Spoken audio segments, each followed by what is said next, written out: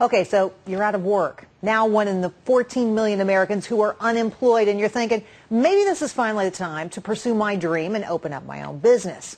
And of course, you wouldn't be alone. 6 million people every year launch their own company.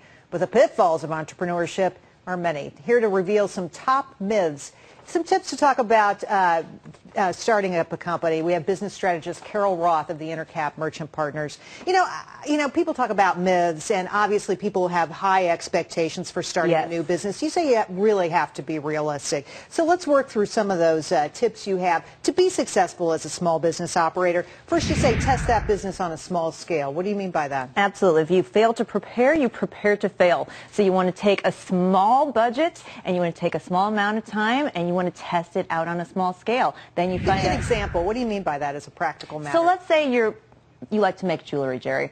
You want to go to your friends and family and say, I'm only going to invest X amount of dollars and X amount of time and see if anybody will buy it. And are they just doing it for me as a favor, or is there really a market there? And am I really going to enjoy doing this over the long haul? Because business is really a long-term investment. You say get relevant experience. Is that what you mean by it, or do you really need to test yourself on a bigger stage? Well, one great thing you can do is to get experience on someone else's dime. Let's say you want to start a bike shop. Go work in somebody else's bike shop on nights and weekends and see again if you enjoy it, and see if you can get yourself promoted to manager. Because if you can't get yourself promoted to manager in someone else's bike shop, you probably shouldn't be opening up your own.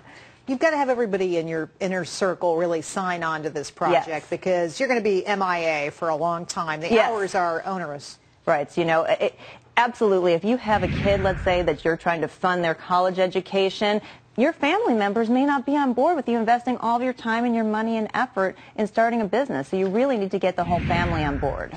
You know, you say you have to build up that network. So not only are you trying to deal with the people who are already in your life, you also have to expand that list. Right. Businesses aren't built by one person alone, Gerri. So you want to make sure that you have the network of people who will support you.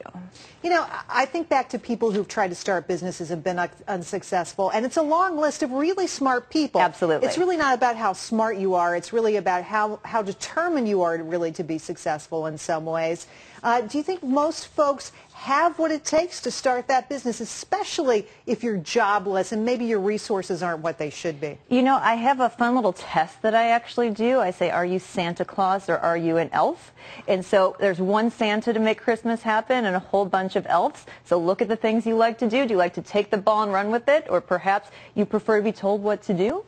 And you look in, you say, am I more like Santa or more like an elf? More like Santa, you might have what it takes to be an entrepreneur, and more like an elf, then you probably don't want to start a business. Any other advice, Carol, for people who'd like to start their own business? Yes, I really think you need to look at the risks and rewards and ask yourself, should I do this? Because opening a business is not a Band-Aid. It's a long-term investment. So you really need to make sure that those risks and rewards make sense based on your personal circumstances, goals, and opportunities. Well, more specifically, if you're trying to figure out if you have the financial moxie to do this, it really takes a lot of planning. It does. You have to be able to get loans. What kind of purse, how big of a wallet do you need to have? Is there any rule of thumb you can give people? What I like to say is that give yourself 2 years worth of runway. It can take 1.5 years to 2 years for a business to get its legs underneath it. 2 years of like, you know, monthly? Startup capital, enough to run the business, and then also to live on. Because you don't want to be in a situation, Gerri, where you have to decide, should I invest in the business and have the business go, or pay my mortgage? That's a lose-lose proposition.